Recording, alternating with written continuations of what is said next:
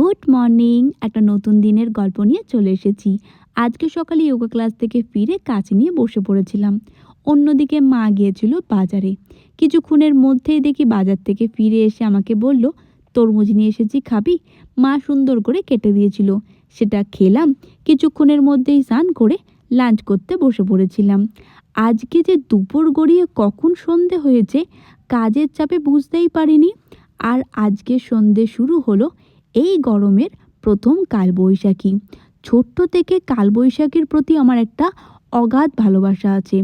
যখন আমরা খুব ছোট ছিলাম, আমরা সব ভাই বোনরা এরকম দিনে ঠাম্মার কাছে বসে ভূতের গল্প শুনতাম। আর এইভাবেই আমি আমার আজকের দিনটা কাটালাম।